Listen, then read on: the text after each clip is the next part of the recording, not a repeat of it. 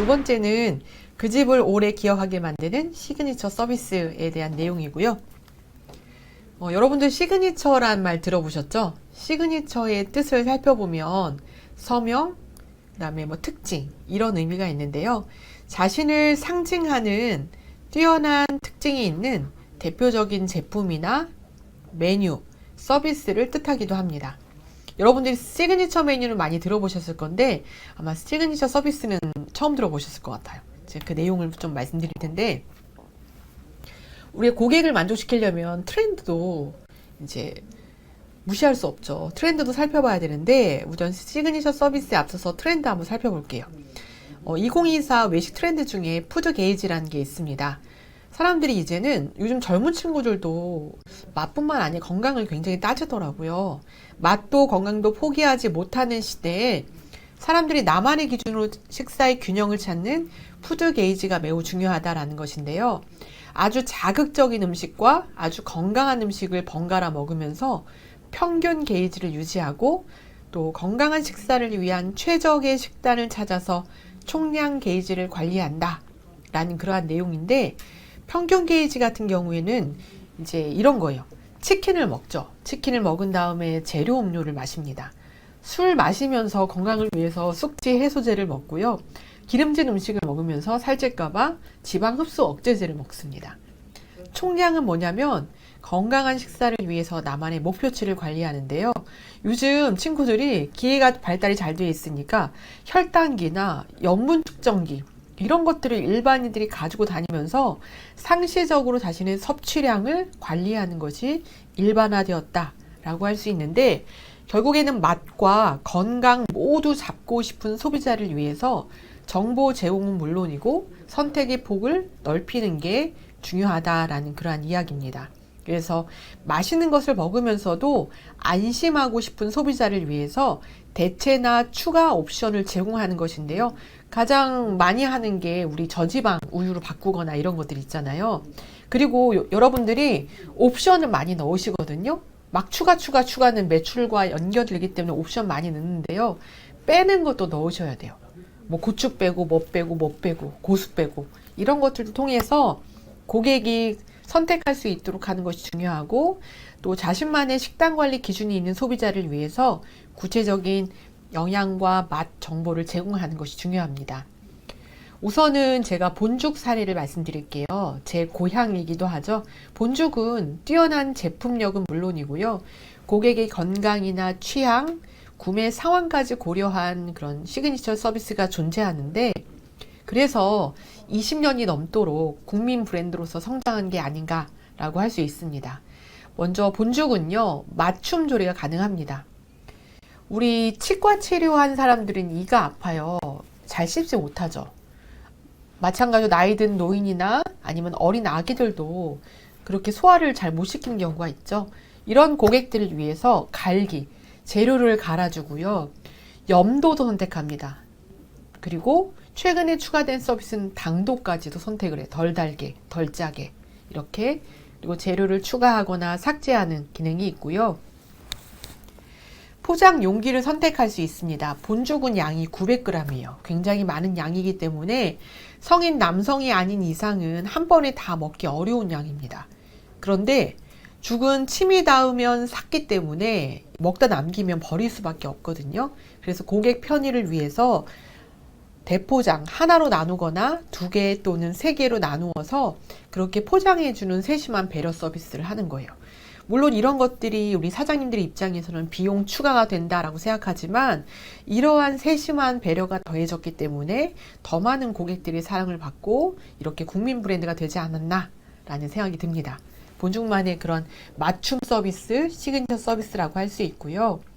두 번째는 하이딜라오 서비스입니다. 하이딜라오는 1994년도에 중국의 쓰촨성에서 시작한 훠궈 전문 브랜드입니다. 현재 중국에 1,300개가 넘는 매장이 있고요. 그리고 세계 각 지역에 120개가 넘는 매장이 있는데, 한국에도 지금 8개나 있어요. 강남에도 있고 건대에도 있고 여기저기 부산에도 있고.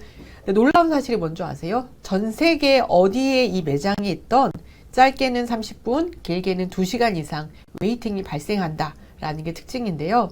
사실 훠궈는 되게 한국의 김치찌개, 된장찌개 같이 흔한 음식이에요. 그리고 그 재료를 직접 내가 끓여 먹는 형태이기 때문에 특별한 조리법이 필요하지도 않아서 진입장벽이 굉장히 낮은 음식입니다. 그런데 하이디라오는요, 이 음식이 특별히 맛있지도 않고요, 가격이 싸지도 않습니다.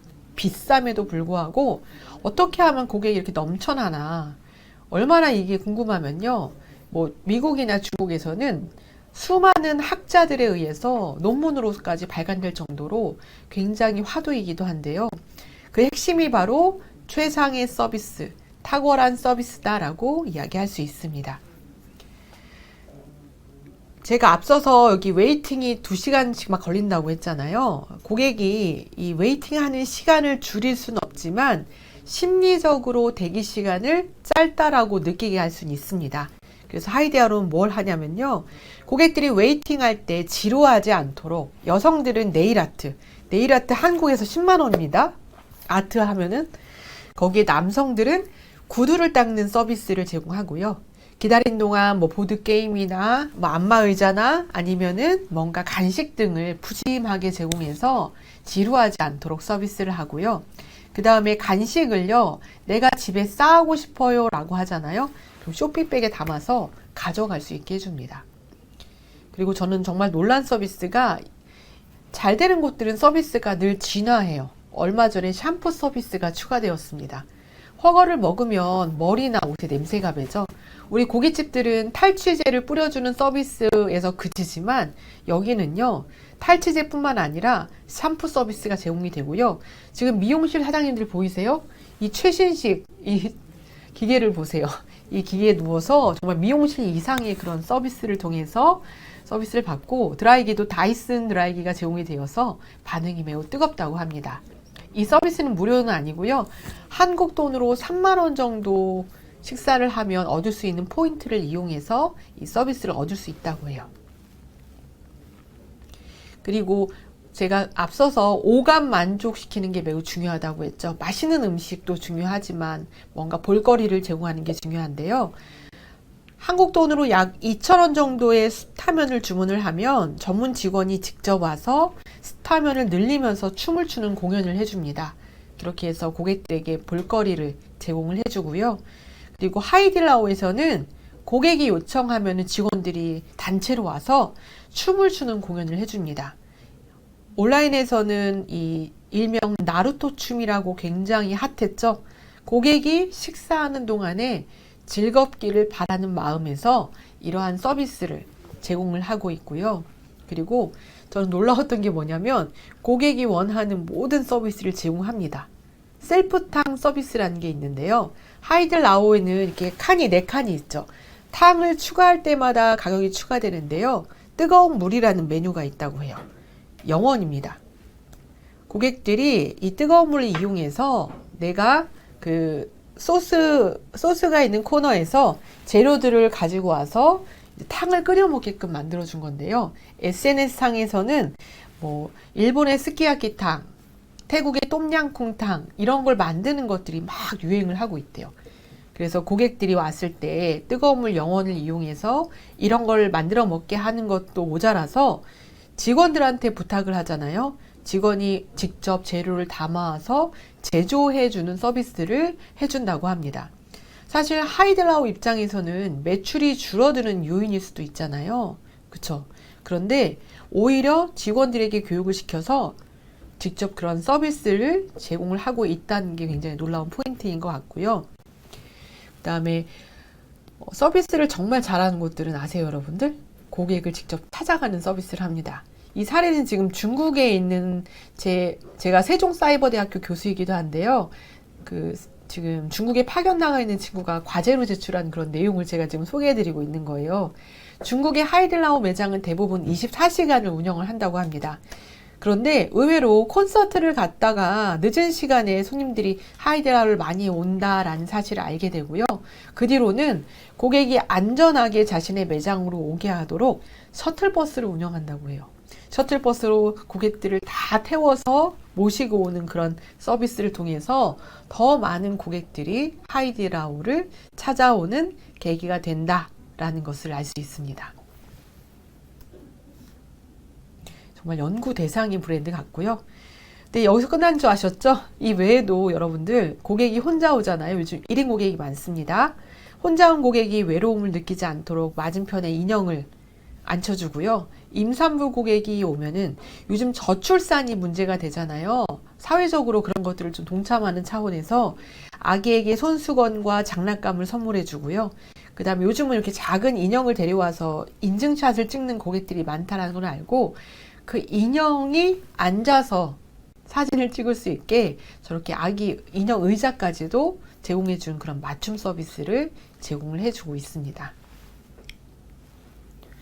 다음은 꾸아퍼스트 그 헤어살롱 사례입니다. 꾸아퍼스트는 가격이 높습니다. 고객은 자신이 지불한 가격이 높잖아요. 그 이상의 가치를 원하는 게 그 이상의 혜택을 바라는데요. 그래서 여기는 세세한 것 하나까지도 신경을 쓰고 있습니다. 먼저 이 매장에는요, 의자가 특이합니다. 보통 의자가 이렇게 발로 밟아서 높낮이 조절을 하는 의자가 있는 게 일반적인데 그러한 장치가 없이 고정이 되어 있습니다. 그러한 이렇게 발로 밟는 과정에서 고객이 막 덜컹덜컹 흔들리잖아요. 그러한 불편함을 제거하고 이를 핑계로 또 하루 종일 일하는 직원이 의자에 앉아서 잠깐이라도 쉬게 해주고 싶은 마음이 있었대요. 왜냐하면은 고객을 움직일 수 없으니 직원들이 의자에 앉아서 커트를 해줘야 되거든요. 그리고 직원과 고객이 눈 맞춤 서비스가 가능하기 때문에 전에는 거울을 통해서 얼굴을 마주보고 대화를 했다면 눈높이 소통을 통해서 조금 더 친밀한 서비스가 가능하다라고 말씀해 주셨고요. 그 다음에 여기는 거울이 굉장히 화려하고요. 단 하나도 똑같은 거울이 없습니다. 모두 프랑스에서 그 대표님이 직접 사온 거울이고요. 무려 400년 이상 되어서 대표님의 몸값보다 더 비싼 거울도 있다라고 말씀을 해주시는데요. 거기에는 이런 의미가 담겨 있대요. 고객님 모두가 최고의 작품이라고 생각을 하기 때문에 똑같은 거울에 담고 싶지 않았다고 해요. 그래서 디자이너도 원래 지정 자석이 있지만 올 때마다 서로 다른 거울에서 자신의 모습이 비춰지고 그 작품을 감상하게 하기 위해서 이러한 서비스를 제공을 하고 있다고 합니다. 정말 놀랐던 게 바스실이 보통 매장 저 구탱이에 있잖아요. 구석에 있는데 한 가운데 매장에 있더라고요. 근데 여기는 굉장히 큰 의미가 담겨 있었습니다. 미용인이라면 누구부터 처음에 하는 일이 샴푸죠. 가장 하찮은 일인데 그 일을 좀 당당하게 하고 싶게 했대요. 그래서 매장 중심에서 허리를 숙이고 막 이렇게 하는 게 아니라 당당하게 그 자세로 샴푸를 하면서 그 직원들이 존중받았으면 좋겠다라는 그런 마음에서 이렇게 했고요. 마찬가지로 고객에게도 첫 경험이 될 수밖에 없어요. 왜냐하면 여기는 오자마자 샴푸부터 하는 게 서비스 시작인데 그 편안한 공간에서 샴푸를 받는 것들이 더 가치 있다라고 느껴지게 하기 위해서 안대도 씌워드리고요. 추우니까 무릎도 덮어드리고 그 다음에 아로마 서비스를 통해서 고객이 좀 이 공간에서 가치를 느낄 수 있도록 설계했다라고 이야기한답니다. 그래서 뭔가 인테리어 상에 문제가 없다면 항상 매장 정중앙에 이런 바스실을 설치해 놓는다라고 이야기하셨고요. 그 다음에 저는 인상적이었던 게 업종 불문, 위생 청결은 너무나 중요합니다. 특히나 코로나19를 겪으면서 사람들이 안전에 대해서, 위생에 대해서 더 기준이 높아졌는데요. 일반적으로 미용실 가면 그냥 가운을 입혀줘요. 근데 이 가운을 내가 입고 다른 사람이 입고 돌려서 입는 경우가 많죠. 근데 꾸아퍼스트는요. 한 번 착용한 가운은 반드시 세탁을 하고요. 고객이 느꼈을 때 새 것이다 라고 인지할 수 있도록 잘 접어서 비닐 포장을 해서 전달을 합니다. 그리고 저는 인상적이었던 게 뭐냐면 커트할 때요. 사실 공용이잖아요. 계속 쓰는데 청결하게 하기 위해서 커트에 앞서서 그 소독을 해요. 손님이 눈에 보이는 앞에서 머리빗, 가위, 집게 이런 것들을 소독하는 서비스를 보고 와, 이러한 세세한 것 하나까지 신경 쓰는 모습을 보고 너무나 놀랐다라는 그런 말씀을 드릴 수 있습니다. 중요한 사실 여러분들, 고객은 눈에 보이는 것만 믿습니다. 그래서 그런 것들을 드러내기 위한 노력을 하는 게 매우 중요하다라고 할 수 있습니다. 시간이 지나도 고객에게 잊히지 않는 가게들은요, 자신만의 시그니처 서비스, 이러한 무기를 갈고 닦아서 고객에게 그러한 가치를 전달한다라는 공통점이 있었는데요. 제가 앞서서도 말씀드렸듯이 여러분도 마찬가지예요. 실제 내 매장의 고객이 되어서 고객이 머무는 시간, 동선, 뭐 이런 것들을 하나하나 살펴보시고 내가 어떻게 하면 조금 더 특별한 경험을 줄 수 있을까를 고민해 보시면 여러분만의 시그니처 서비스를 개발할 수 있을 것이다 라고 말씀드릴 수 있습니다. 다음은 마지막 주제입니다. 맛은 기본, 시스템으로 승부하라 라는 내용이고요. 저절로 매출이 오르는 장사 매뉴얼에 대해서 한번 알아보겠습니다. 여기 어딘 줄 아시죠? 여기는 네, 맞아요. 서브웨이입니다. 서브웨이 하면 굉장히 혁신이었죠. 천편일률적인 조리법이 아니라 고객의 취향에 맞게끔 커스터마이징해서 먹을 수 있다라는 장점이 있는 곳인데요. 사실 이렇게 뭔가 복잡하면요, 고객이나 직원 모두에게 불편함을 주는 게 사실이에요. 주문이 복잡하잖아요. 그렇죠? 저는 그날 가서 예전에 갔을 때 찍은 사진인데 아마 첫 방문이었을 거예요. 깜짝 놀랐습니다. 제 동선을 기준으로 이렇게 돌았을 때요, 여기 이제 딱 그 쇼케이스가 있죠. 그런데 스텝 1이라고 보이시나요? 메뉴 선택이라고 나와 있죠. 제가 한 발짝 움직이면 스텝 1이라고 해서 무엇을 먹을지, 샐러드를 먹을지, 뭐를 런치 메뉴를 먹을지, 뭘 먹을지를 고르게끔 하고요. 또 한 발짝으로 이동하면 스텝 2, 빵 선택, 스텝 3, 속재료 선택, 이런 식으로 제가 이동하는 동선에 맞추어서 이거 주세요, 이거 주세요, 이거 주세요 하면은 자연스럽게 움직여서 서비스가 이루어진다라는 사실을 발견하게 되었습니다. 그래서 제가 정의하는 시스템은 뭐냐면요, 별다른 게 아니고요, 고객을 움직이고 스스로 움직이게 만들고 직원과 고객 모두가 편하게 만드는 것을 시스템이다라고 정의를 하고 있습니다. 거창한 게 아니고요, 여러분들도 충분히 일을 하면서 시스템을 만들 수 있다라고 할 수 있는데, 우연한 기회로 매출이 오를 수는 있습니다. 일례로 제가 예전에 평택에 살 때 평택 쪽갈비를 키워드로 어떤 식당에 글을 써준 적이 있었어요. 이 식당이 너무 맛있는 손님이 하도 없어서 안타까운 마음에 글을 올렸는데요. 사실 제 방문자가 하루에 많아봤자 100명인 블로그였는데 그때 TV에서 평택 쪽갈비 다른 집이 나왔어요. 그러다 키워드가 얻어 걸려서 하루에 7,000명, 8,000명이 막 방문한 그런 적이 있었거든요. 그래서 과연 그 사장님 매장 어떤지 제가 얼마 후에 가봤더니 깜짝 놀란 게 줄이 저 밖에까지 서 있는 거예요. 손님들이 줄이 서시니까 너무 기뻤어요. 근데 홀을 보니까 그 사모님이 홀에 있고 사장님이 주방에 계시거든요. 음식이 안 나오니까 사모님이 주방에서 나오지 못해요. 홀에는 손님들은 앉아있는데 음식은 하나도 안 나오죠. 저 밖에는 오래 기다리다가 돌아간 고객들이 태반이었어요. 그래서 그런 일이 발생을 하고 얼마 지나지 않아서 그 매출은 사라졌다라는 그런 이야기죠. 우연한 기회로 매출이 오를 수는 있습니다. 하지만 시스템이 뒷받침되어 있지 않으면 그 매출은 스치는 바람이 된다라는 것을 보여주는 사례인데요. 하지만 시스템이 있다면 그 매출을 고정으로 만들 수 있고요. 내 안에서 최대 매출도 올릴 수 있다라는 게 핵심이죠. 관련해서 첫 번째 주제는 사장이 마음 놓고 자리를 비울 수 있다면 그 가게는 반드시 성공한다 라는 내용입니다. 제가 본주계 교육팀장을 할 때 뭘 했냐면요, 분기별로 3개월에 한 번씩 고객 클레임이 3회 이상 발생하는 가게들이 있잖아요. 매장문을 닫고 본사로 들어와서 교육을 받게 했습니다. 그런데 교육에 들어온 사장들이 하나같이 다 이런 말을 했어요. 아니, 내가 있으면 괜찮은데 꼭 내가 없으면 문제예요. 우리 직원들이 문제예요. 다 직원 핑계를 대는 거예요. 그런데 제가 정말 그럴까 해서 그 매장들을 다 나가봤는데요.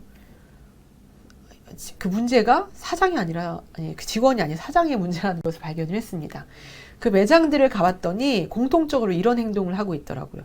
평소에는 이거 하세요, 저거 하세요 라고 시키는 사장이 있잖아요.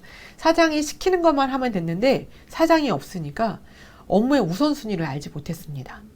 뭘 해야 될지 모르는 거예요. 두 번째로 우리 장사를 하다 보면 고객이 한 번에 많이 오는 상황도 있어서 대기가 걸리거나 뭔가 사건, 사고가 터지는 경우들이 있잖아요. 이러한 문제 상황에 맞닥뜨렸을 때 직원들이 발만 동동 구르거나 어떻게 대처하는지 모르거나 뭐 이런 일들이 발생하는 걸 알게 되었어요. 그래서 중요한 사실은요, 사장이 없어도 매장이 원활하게 돌아가게 하려면요, 첫 번째로 사장님의 경영 철학, 내가 장사를 하면서 정말로 중요하게 여기는 것을 철학이 있어야 되고, 그러한 것들을 모두에게 공유하는 것이 중요합니다. 우리 매장이 추구하는 가치를 알고 일하는 직원과 그렇지 않은 직원의 업무 성과 차이는요, 하늘과 땅 차이라고 할 수 있습니다. 물론 매뉴얼이라는 것이 있지만 매뉴얼에 모든 것이 나와 있지 않기 때문에 직원들이 판단하고 행동할 수 있는 그러한 기준을 만들고 공유하는 게 필요하고요. 두 번째로는 정형화된 서비스 매뉴얼이 필요하다라는 것이죠. 손님이 들어와서 나갈 때까지 실패 없는 경험을 주기 위해서는요, 이러한 매뉴얼이 필요하다라는 것을 알 수 있는데, 관련해서 제가 첫 번째로 사장의 경영 철학을 모두에게 공유해야 하는 이유에 대해서 말씀을 드릴게요. 여러분들 이거 내용을 잘 듣고 실천하시면 매장 비워도 문제가 발생하지 않습니다. 제가 자신 있게 말씀드릴 수 있고요. 본죽에서 또 했던 게 뭐냐면 그거예요.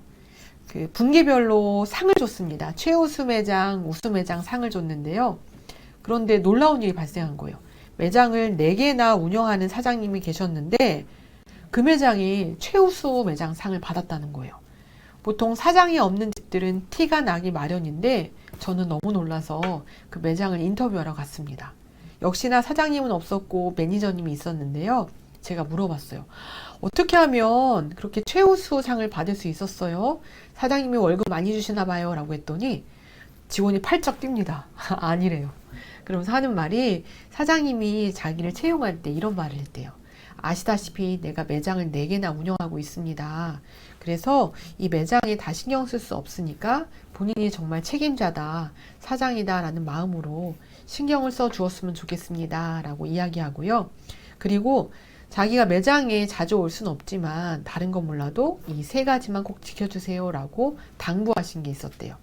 첫 번째는 음식의 가장 중요한 것은 맛입니다 라고 이야기하면서 직원들이 바뀌더라도 맛에 변함이 없도록, 맛이 있는 것도 중요하지만 변함없는 것도 중요하잖아요. 항상 레시피 관리를 철저히 해라 라고 말씀하셨고요. 두 번째는 인사죠. 서비스의 기본이 인사이거든요. 손님이 들어오고 나가실 때 홀과 주방 직원 모두가 큰 소리로 인사하세요 라고 말씀하셨고요. 세 번째로 저는 고객도 중요하지만 여러분의 안전도 중요합니다. 홀과 주방에 물기가 있으면 고객이 미끄러져서 여러분들이 다칠 수 있기 때문에 물기 없이 관리해 주세요 라고 이야기했는데요. 사장님이 중요하다고 말한 것들을 지키기 위해서 노력을 했다라고 말했어요. 근데 여기에 음식점 성공의 핵심이 다 담겨 있습니다. 맛, 그 다음에 인사만 잘해도 친절하다는 인상 줄 수 있죠. 그 다음에 위생관리의 시작이 뭔지 아세요? 가장 중요한 게 드라이 키친입니다. 물기 없이 관리하는 게 중요한데 이 모든 것들을 직원이 일을 하기 전부터 사장님의 철학을 간단 명료하게 정리해서 공유를 했기 때문에 이 매장이 실질적으로 그렇게 최우수 매장상을 받을 수 있었다라는 이야기거든요. 직원들이 열심히 일하지 않는 이유 2가지가 있는데요. 첫째는 뭐가 중요한지 모릅니다. 두 번째로는요, 어떻게 하는지 방법을 모르기 때문에 열심히 하지 않는 거예요. 여러분들도 이 교육을 받고 내가 중요하다고 말하는 것들이 우리 직원들이 알고 있는지 점검해 보시고요. 개선하는 계기가 되었으면 하고요. 두 번째로 매뉴얼을 만드는데요. 매뉴얼 만들 때 중요한 사실이 있습니다, 여러분. 컨셉에 따라 서비스의 기준이 달라야 한다는 것인데요. 컨셉이란 말 들어보셨죠? 한국말로 하면 개념인데 개념 그 자체만으로는 컨셉을 설명하기 어려워서 그냥 컨셉 그 자체로 사용이 되고요. 컨셉은 꿰는 것과 꿰어지는 것의 조합으로 이루어집니다. 꿰는 것은 뭐냐면 눈에 보이지 않는 거예요. 업의 본질, 철학, 그 다음에 의미 이런 것들이고요. 꿰어지는 것들은 그러한 것들이 연결지어서 고객에게 가치로 전달될 수 있는 거. 메뉴, 서비스 방식, 그 다음에 뭐 인테리어, 다양한 것들이 있죠. 뭐 판매 방식, 다양한 것들이 잘 조합이 돼서 고객에게 저 집 말고 우리 집에 와야 하는 그런 명확한 이유로 전달이 되는 게 바로 컨셉인데요. 마찬가지로 서비스 매뉴얼을 만들려면 서비스 기준을 정하는 게 중요한데요. 이때 컨셉이 기준이 되어야 한다라는 그러한 이야기고요. 자, 맥도날드 하면 대표적인 퀵 서비스 레스토랑입니다. 이들의 서비스 기준은 빠르고 편리한입니다. 왜냐하면 이러한 곳들을 이용하는 고객이 원하는 게 빠르고 편리한이기 때문인데요. 그래서 모든 프로세스가 고객이 빨리 먹고 빨리 나가는 데 집중을 합니다. 서비스는 셀프 서비스 방식을 취하고요. 용기는 일회용이고 그 다음에 키오스크나 M오더를 통해서 결제를 하는 방식을 취합니다. 고객 만족의 기준은 얼마나 고객에게 QSNV를 제대로 전달했는가 만족의 기준이고요. 반대로 자니로켓 버거라는 곳이 있습니다. 아쉽게도 얼마 전에 2013년도에 이 라이센스 계약이 이제 연결되지 않아서 퇴출된 브랜드이긴 한데요. 은근히 팬이 많은 브랜드였어요. 자니로켓의 서비스 기준은 프레시, 펀, 프렌들리입니다. 미국의 정통 프리미엄 햄버거를 추구하고요. 햄버거를 팔지만 똑같은 햄버거지만 여기는 테이블 서비스 방식으로 갖다 줍니다. 신선함을 위해서 주문과 동시에 조리하고요. 일회용 용기를 사용하지 않습니다. 고객이 지불한 가격이 높기 때문에 그 가치를 주려면은 그런 접시를 사용하는 것이죠. 직원이 접시 위에 웃는 얼굴 모양의 케찹을 뿌려주고요. 그리고 미국의 브랜드다라는 것을 알려주기 위해서 인사말은 영어로 합니다. 고객 만족의 기준은 그들이 얼마나 프레시, 펀, 프렌들리를 제대로 전달했는가. 이게 바로 만족의 기준이라는 것이에요. 여러분들이 서비스 매뉴얼을 만들려면 우리 매장에 맞는 고객이 우리에게 원하는 것이 기준이 되어야 한다라는 게 핵심인데요. 협소하고 바쁜 식당의 경우에는요. 이 매장은 고속버스 터미널에 있는 그 냉면을 파는 집이에요. 원래는 갈비탕을 전문으로 하는 집인데 제가 냉면을 먹기 위해서 갔던 집이에요. 근데 갔더니 몇 가지 특징이 있었습니다. 첫 번째로 테이블마다 메뉴판이 부착이 되어 있습니다. 왜냐하면 고객들이 여기는 정말 빨리 먹고 나가길 원하잖아요. 모든 것이 빨리 먹고 빨리 나가게 하기 위해서 세팅이 되어 있었는데요. 테이블마다 메뉴판이 부착되어 있고 테이블에 생수 한 병이 놓여져 있었습니다. 우리 매장이 좌석수가 한정적이고 그 다음에 고객수가 많은 집이잖아요. 그럼 직원들의 일을 줄여주는 게 필요해요. 물병에다가 물 채우고 세척하는 시간을 줄여줄 수 있고요. 고객이 봤을 때 시판용 생수를 내가 제공받잖아요. 뭔가 덤으로 서비스를 얻었다라는 그런 만족감을 줄 수 있습니다. 그리고 좌석수가 한정이 되어 있을 때는 우리가 만석률을 채우기 위해서 인원수에 맞는 자리를 안내하는 게 중요한데 일일이 다 직원들이 고객한테 자리를 안내할 수는 없지만 보통 이제 이쪽으로 앉아주세요. 저쪽 4인석 앉으세요. 라고 할 수 있죠. 이렇게 안내했음에도 불구하고 고객이 꼭 넓은 자리 원하는 경우가 있어요. 여기 보이시나요? 팻말이 써 있습니다. 3, 4인용 좌석입니다. 라고 써 있어서 고객들이 거기는 앉지 않도록 뭔가 시스템으로 마련해 놨고요. 그 다음에 여기는 뜨거운 음식을 파는 탕 전문점이에요. 직원이 굉장히 카리스마 있더라고요. 기로 누르기 때문에 손님들이 말을 착착착착 잘 듣고요. 그래서 안전사고까지 예방할 수 있다는 사실을 알게 되었어요.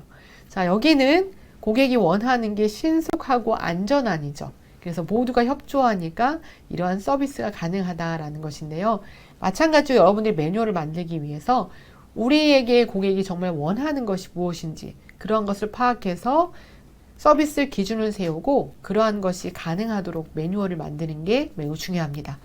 다음은 인건비와 재료비의 황금 비율에 관한 내용인데요. 지금 2024년도에 최저임금이 9,860원입니다.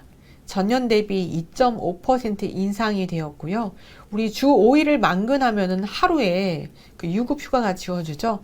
그것까지 합치면은 사실 시간당 11,832원. 이미 시급이 1만 원을 훌쩍 넘었다라고 할 수 있죠. 이렇게 되니까 점점 인건비는 오르고 사장님들은 직원들을 많이 쓰는 것이 어려운 상황이죠. 그리고 더 어려운 게 뭔지 아세요? 돈을 많이 줘도 사람이 없어서 사람을 못 구하는 게 우리 현실이라는 거예요. 그래서 어떻게 하면 우리가 효율적으로 인력을 관리할 수 있을까를 한번 살펴볼 텐데, 여기는 어디냐면 33제곱미터 10평 기준 한식 프랜차이즈 262개점을 대상으로 매출 구간대별로 사람을 몇 명이나 쓰고 있는지를 조사한 결과예요. 여러분들이 인건비를 관리하려면 적어도 내 매장에서 몇 명의 직원을 써야 하는지 그 기준을 가지고 있는 게 중요하거든요. 자영업은 내가 그 방법을 찾아야 되지만 이런 프랜차이즈들은 아예 제시를 해주는데요. 근데 제가 조사했던 내용이에요. 보시면은 2천만 원부터 5천만 원대까지 매출 구간이 나누어지고요.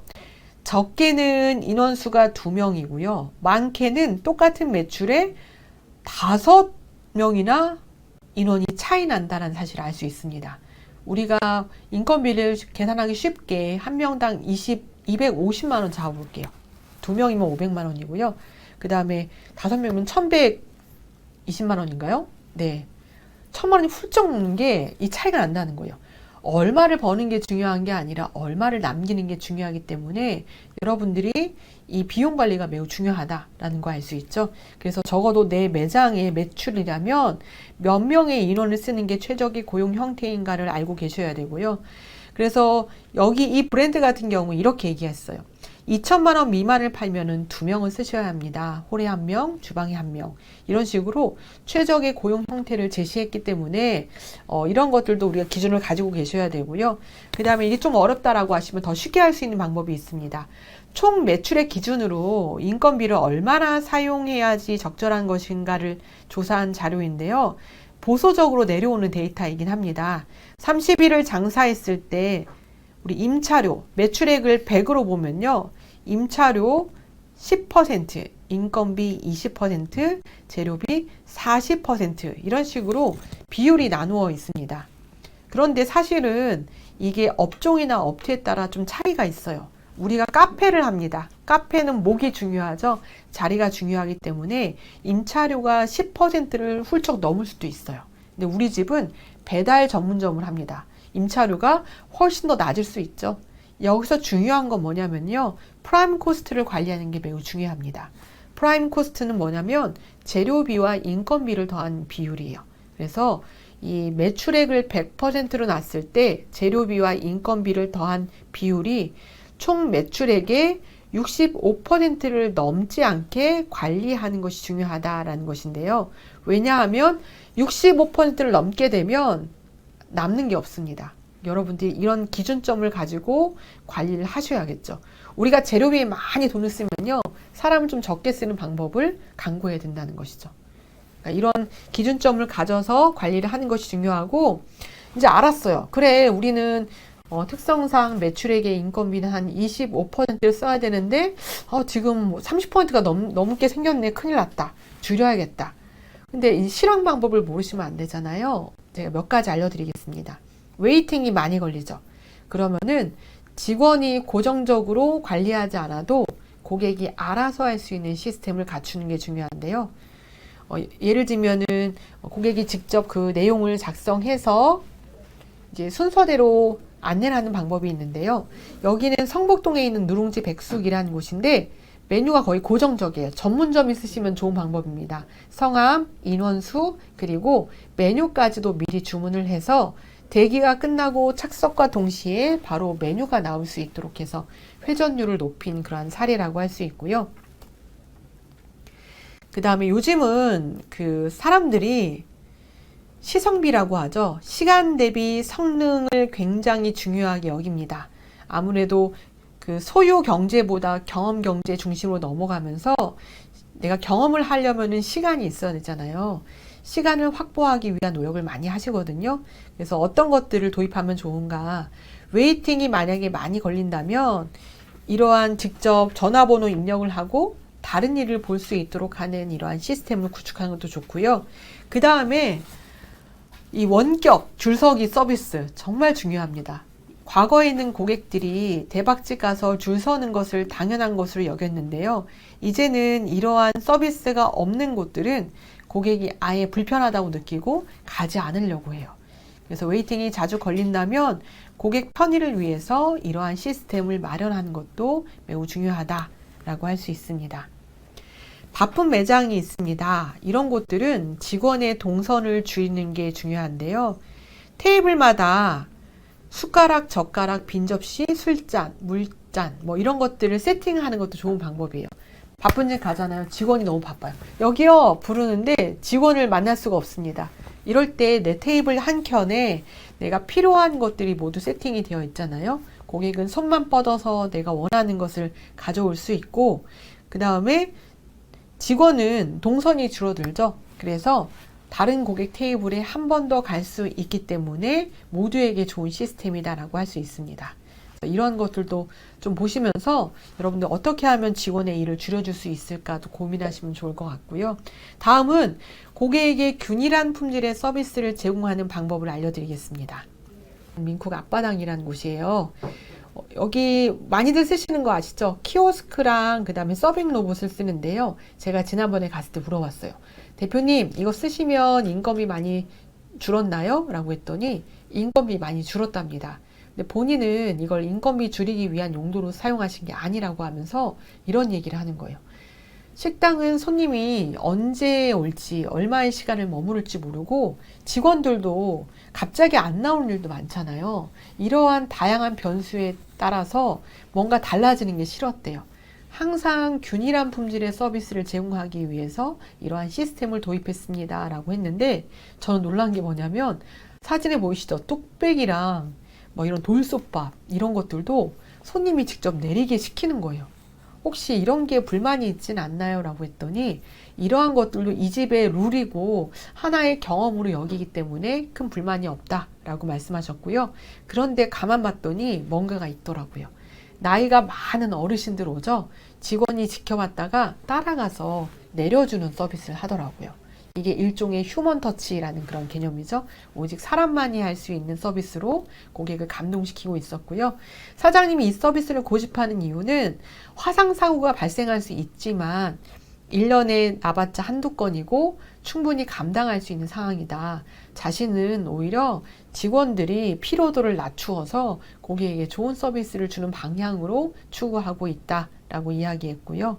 그 다음에 청소도 정말 요즘에 떠오르는 직원 복지거든요. 직원이 일 힘들게 하고 마감 다치고 집에 가서 오면은 너무 피곤해서 이제 다음날 장사에도 영향을 미친다는 거예요. 직원들 마감 안 시키고요. 시간 땡 되면 퇴근시키고 이런 출력 높은 로봇 청소기로 청소하고 또 한 달에 한 번씩 업체를 통해서 대청소를 진행해서 직원들이 고객에게 집중할 수 있는 그런 환경을 만들어 준다고 합니다.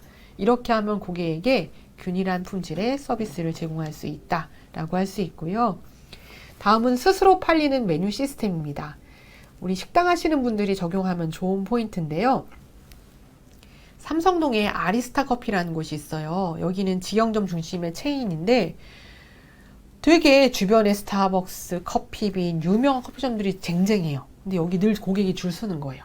물어봤더니 자신들이 봤을 때 이 상권에서 커피를 파는 곳은 많지만 생과일 주스를 파는 곳은 많지 않아서 이를 좀 타겟으로 해서 장사하고 있다라고 이야기했고요. 그 다음에 자신들이 주력하는 그런 메뉴를 팔기 위해서 노력을 하고 있더라고요. 근데 저는 한창 이제 공부를 하는 학생이기도 해서 논문이나 이런 것들을 많이 공부하잖아요. 그 논문 중에서 2페이지 메뉴 초점 영역에 관한 연구가 있습니다. 윌리엄 도플러라고 이쪽에 굉장히 권위자인 분이 연구한 내용인데요.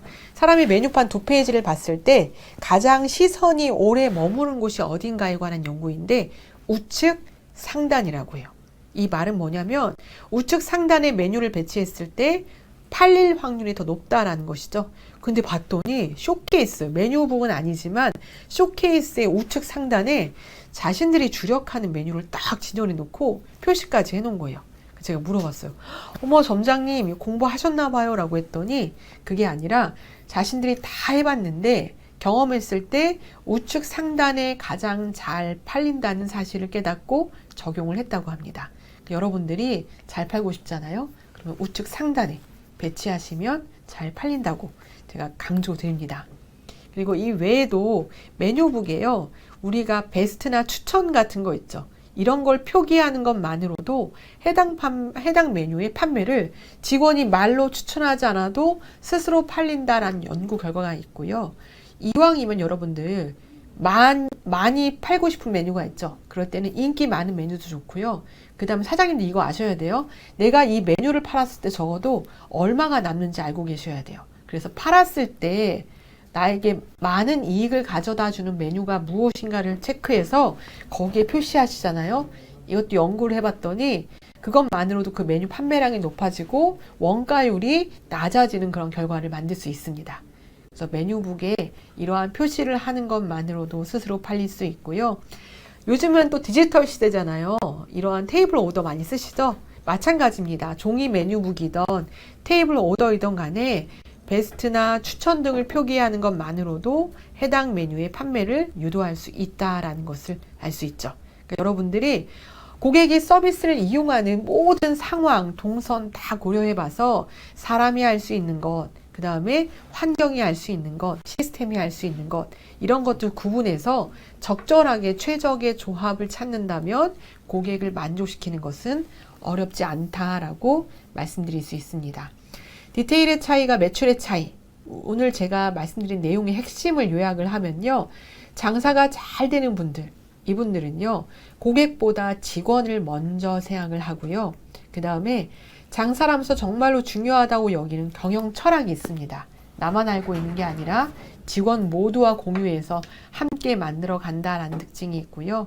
그 다음에 고객의 관점에서 어떻게 하면 우리 가게를 찾는 고객들이 더 편하고 즐거울 수 있을까를 연구한다 라는 것, 그 다음에 시스템이 있다 라는 게 제가 다루었던 내용이고요. 언급하지 않았지만 이분들은요 머물러 있지 않습니다. 끊임없이 더 나은 서비스를 위해서 공부하고 실행한다 라는 그러한 특징이 있고요.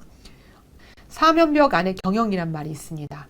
매장의 성공과 실패는 어디에 있느냐? 외부가 아니라 매장 내부에 있다라는 이야기인데요. 불경기에도 호황을 누리는 매장이 있고 동일한 상권에서도 잘 되는 매장이 있습니다. 결국 장사가 안 되는 것은 물론 외부 환경이나 경쟁자의 영향도 있을 수 있지만 본질적으로는 우리가 제공한 음식과 서비스로 인한 것이다 라는 그러한 이야기입니다. 그래서 여러분들이 이 짧은 강의를 통해서 정말로 이 서비스 경쟁력을 갖추는 게 너무 중요하구나 라는 걸 깨닫고 여러분만의 그런 경쟁력을 만드는 그런 시간이었길 바랍니다.